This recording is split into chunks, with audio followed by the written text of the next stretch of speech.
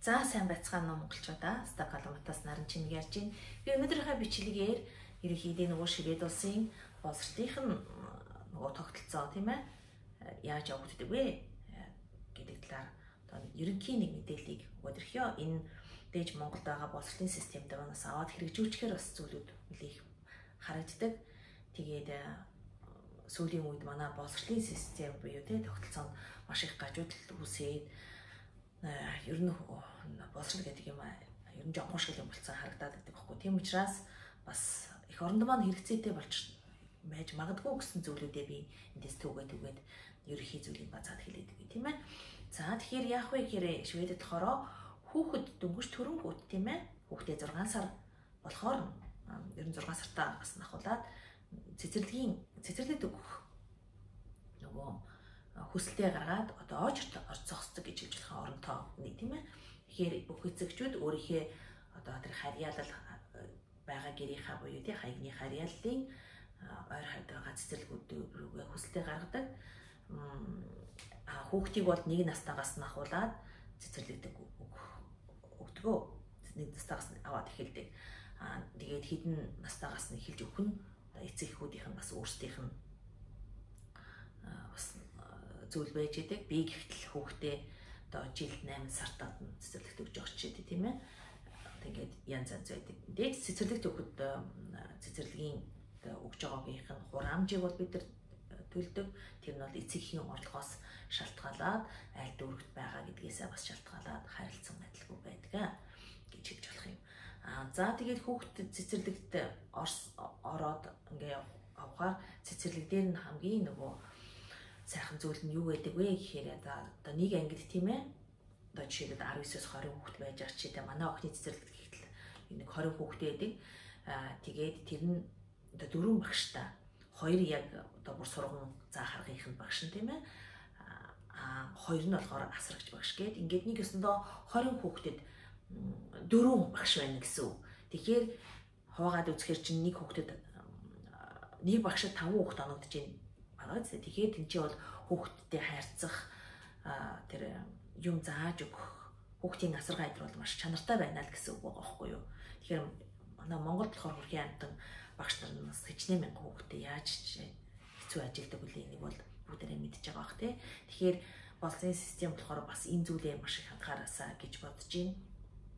Тэгээд цэцэрлэг дээр бас нэг өөр нэг ажиглагддаг зүйл нь юу вэ гэхээр ерөөсөө тоглоомын аргаар хүүхдүүдэд нөгөө ер нь хин хүүхдүүд өсөг. Ер нь тэнцээ одоо хүүхдүүдэд ингээд ерхэн бие бэлтрээхийн хувьд тийм ээ одоо ямарваа нэг юм хайчил 6-аас өсвөлээ тэр бүх зүйлээд нь заагаад өгчтэй.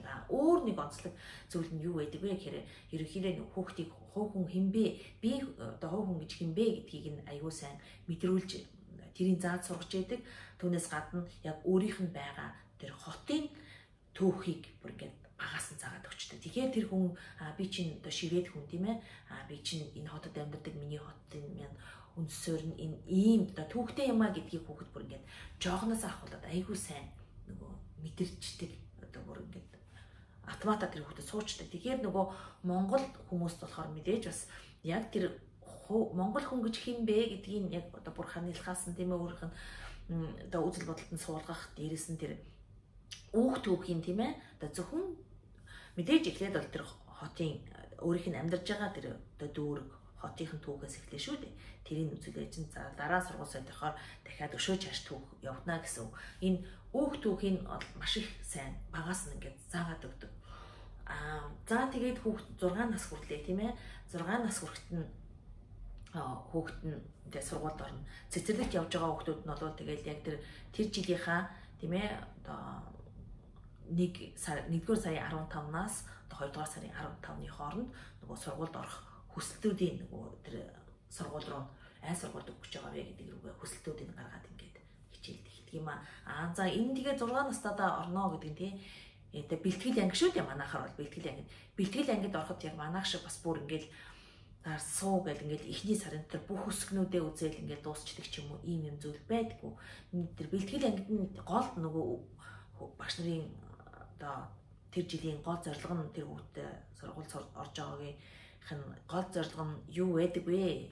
Зорилт нь юу байдаг вэ? Тэр хүүхэд тийм ээ сургууль гэж ийм зүйл байдгаа тийм ээ ингээд хичээл гэж ийм юм хийх ёстой байдгийн байна. Тэгээ тэрийг ерөөсөө ингээд сургууль тоглоомын аргаар ерөөхдөө тэр сургууль дасгах тэр хүүхдэд нөгөө эмх цэгцтэй болох тийм ээ сургууль дээр ингээд хичээл хийгээд ингээд үзэх хэрэгтэй юм байна, суух хэрэгтэй юм байна, бичих хэрэгтэй юм байна, юм сурах хэрэгтэй юм байна гэдэг зүйлийг одоо ингээд ерөөсөө ингээд бүр яг ширээний ар суугаад яс ингээд суух ш тийм ээ тоглоомын аргаар хичээлийн сургам заах аргын ингээд хүүхдэд ер нь тэр жил нь цаашаага нөгөө хүүхд ингээд өөрөө өөрийгөө аваад явах тэр бүх зүйлийг бүрдүүлж өгч тэр сургууль дасгах тэр хүүхд ингээд би одоо бие даагаад эхлээд ингээд хичээл ном хийхтэй байна гэдэг зүйлийг нь суулгаж өгдөг. Тэгтээ тэгэл тэр жилийнхаа явцдаа хүүхд ерөөхдөө тоо үсгийг бол сурчсан л байдаг. Тоглоод байгаа юм шиг харагддаг мөртлөө үгүй тэр хүүхд тэр бүх зүйлийг ер нь сурчсан байдаг. Ер нь хов хүн ким байна вэ? Тэр хүүхдийг ер нь сургууль бэлдэж гин гэсэн үг байгаа байхгүй юу? Тэр чинь дөнгөж цэцэрлэг дээрээс ингээд тоглож ясан өгшөө сургуульд ороод ширээний ард зогоо тэр хүүхдэд сэтгэл зүйн хувьд болно тийм ээ. Би бэлтрийн хувьд ч гэсэн тэр хүүхдэд аягүй ачаал болдог. Тэгээд сургуульд орохоор нь яадаг вөхөр хүүхд болгонд өөр ингэсэн одоо нэг шкаф тийм үү? Одоо өгөөд тэнцээ хүүхдэд хувцас хийн мөн өөрийнхөө ном дэвтрээ тэнцээ хийдэг. Сургууль нь цаанаасаа тэг бүх одоо ном үзэг харандаа дэвтрийг өгчдөг. Хүүхд ер нь өөрийнхөө үр хүчийг л ер нь аваад очдог гэж хэлж болох юм. Тэгээд тэр нь юунд даваа талтай хөр нөгөө манай чи одоо 1 2 дугаар ингээ хүүхдүүд чинь бэлгийн хүүхд чинь ингээл цүнхээрээ дүүр ном өрөөл ингээл амар хүнд ингээл явдаг штэ. Ийм зүйл байхгүй нөгөө хүүхдүүд тэр хүүхдийн нөгөө нурнаас ачаалын аваа ичж байгаа байхгүй юу. Тэгээд үүнээс гадна бас нөгөө сургуульд орохоор мэдээж хамгийн нэгдүгээрт өөрийнхөө одоо дүүрэгт байгаа хамгийн ойрхон сургуулиудаа хүүхдээ өг гэж шаарддаг.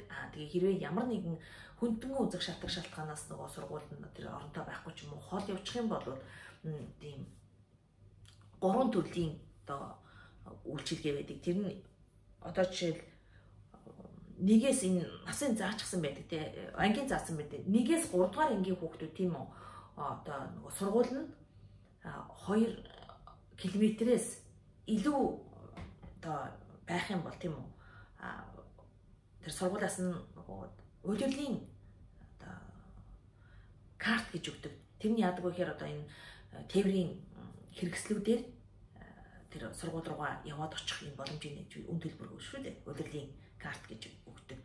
Хэрвээ эцэг их нь тэр удирдлагын картыг одоо сургууль ихтэйт нь тэр хүсэлтэд гаргаад тэрийг авч амжаагүй байсан бол төрлөөд ээж аав нь аваад өчлөө шүү дээ.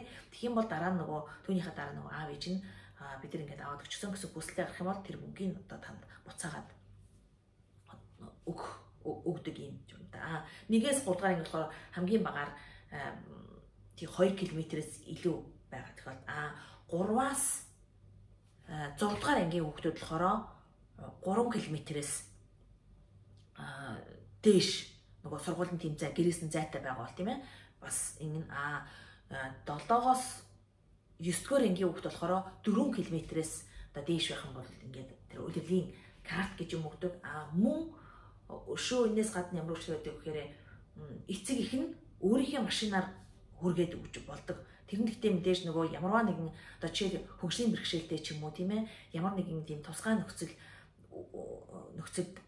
байгаа одоо гэр нь өшөө бурхол ч юм уу тэргээр нөгөө тээврийн олон нийтийн хэрэгсэл явдаггүй ч юм уу тийм тохиолдол байх бол өөрийнхөө унаагаар хөргөж өгч болдог. Тэгсний дараа тэрийгээ нөгөө тэгж хөргөж өгч байгаа гэдгийнхаа одоо төлбөрийг бас хүсэлтэд гаргаад авч болдог. Мөн одоо сургуулийн тээврийн хэрэгслээр бас нааш таашаа явж байдаг. Жишээлбэл одоо сургуулиас нь тэр засагчлагаас нь зохицуулчихсан автобус ч юм уу эсвэл такси те гар бас явж бас болдог. Ийм одоо сайхан зүйлүүд байна. Тэг чи манад чинь тийм байхгүй хүүхдүүд амар цөнхөө өрөөл өвлийг хүүтэнд автобус хүлээгээл ингээл томчууд нь төрүүлж орч хаад хүүхдээ оруулахгүй ч юм уу ийм зүйлээд. Тэг чин боловсролын ямыг тэр манайхан Кембриж энтер гэж баларж байгаа хооронд яг хүүхдээ сурах нөхцөл байдлыг үүсгэж иймэрхүү зүйлүүдийг маш их одоо төсөвтэй тусгаад энэ зүйлийг хийх нь маш чухал байгаа байхгүй. Хүүхдийнхаа нөгөө сурах орчинг бүрдүүлж маш чухал байгаа зүйл харагддаг. Энийг бас манад ерөн явандаа хэрэгжүүлдэг энэ бол маш чухал зүйл. Тэгээд хүүхдийн угаасаа тэр бүх одоо сурах нөхцөл байдлын аягүй сайн өсөж. Жишээ сургуулийн сан дээр сургууль дээр нь номын сан гэж хүртэл байж байгаа тийм. Тэндээсээ хүүхд дуртай номоо зээлж аваад уншиж авах ч тийм. Ингээд маш аягүй олон сайхан зүйлүүд байдаг. Ямар ч байсан ингээд теори хэрэгслээр ийм одоо боломж байдаг бахан тийм ээ. Тэгээд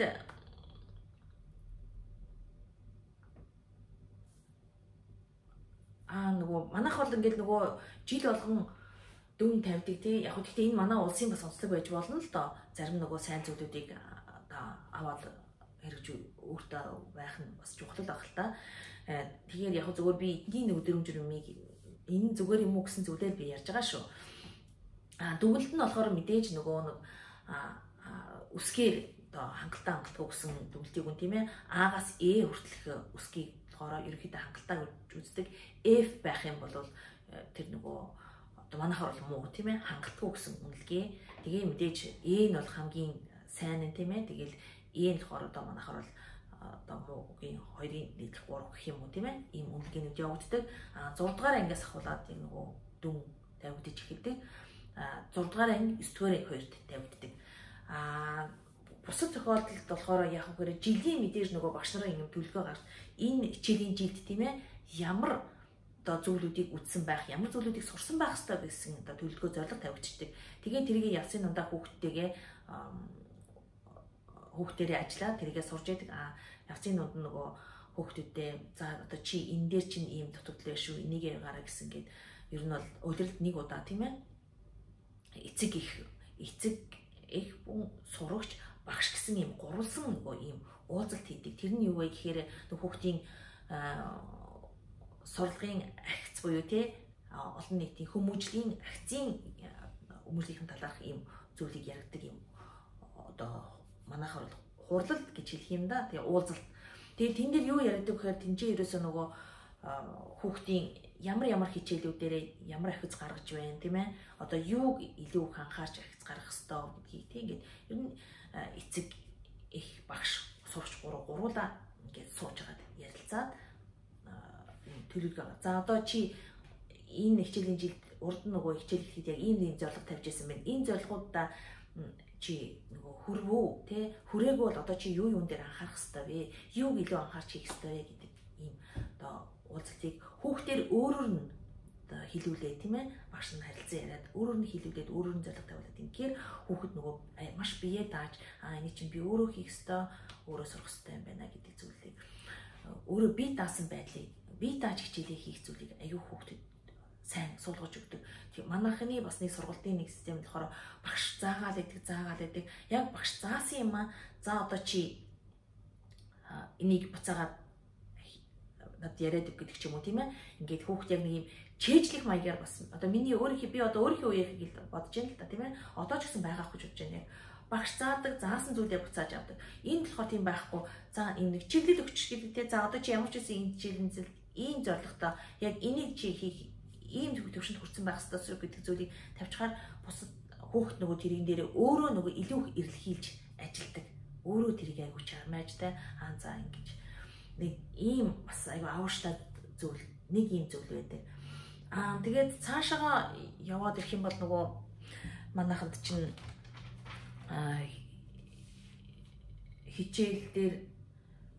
хичээлүүдийн ямар хичээлүүд одоо манайд чинь тэр уран зохиолын хичээлүүдийг хасаа хийсэн, түүхийн хичээлийг хасаа хийчихсэн ийм зүйл зөндөө байж байгаа л да тий. Тэгэхээр энэ бол нөгөө маш чухал хичээлүүд шүү дээ. Тэгэхээр яадаг вэ гэхээр эдгээр нөгөө ингээд хичээлүүдэд дунднаас ингээд нэг заавал орох ёстой тий 17 хичээл байж байгаа. Нэг заавал үзэх ёстой 17 хичээл байж байгаа. Би энийг хэлээд өгье л да. Яг одоо бүр үндсэн одоо бүр гол хичээл гэж ярьдаг ш тийм хичээлд нь юу ордог гэхээр шивэд хэлнэ. Тэгээд математик, англи хэл 3 ордог. Дараа нь болохоор ер нь нэг юм практикийн буюу тий дадлагын одоо шин чанартай хичээлүүд. Энэ нь юу вэ гэхээр тийм ээ манайхаар бол нөгөө зургийн хичээл, гэр ахуй хичээл энэ дээр болохоор юуг энийг энэ дээр гэр ахуй хичээл юуг онцолдог вэ гэхээр тийм ээ энэ аюул чухал энэ дээр бас тэр хоол эрүүл хүнс яаж эрүүл хооллох вэ? Мөн цэвэр орчин тийм ээ. Тэр орчин хүнд маш чухал гэдгийг мөн эдийн засаг нөгөө ямарваа нэг юм чинь манайхаар нөгөө нэг төгрөг 10 төгрөг олцоход одоо 100 төгрөгөөр амьдарч болохгүй шүү дээ тий. Яг тэрнтэй адилхан тэр эдийн засгаа яаж зохицуулж хүн байх ёстой вэ гэдэг зүйлийг айгүй төлхөөр анхаарч заадаг юм бэлээ. Нэг зүйл нь тэгээд дараа нь болохоор мэдээж биеийн тамирын хичээл, эрүүл ахуйн хичээл, хөгжмийн хичээл тий, хөдөлмөрийн хичээл. Хөдөлмөрийн хичээл нь болохоор нөгөө манайхаар модны хичээл, оюутлын хичээл гэх мэт тий энэ зүйлүүд.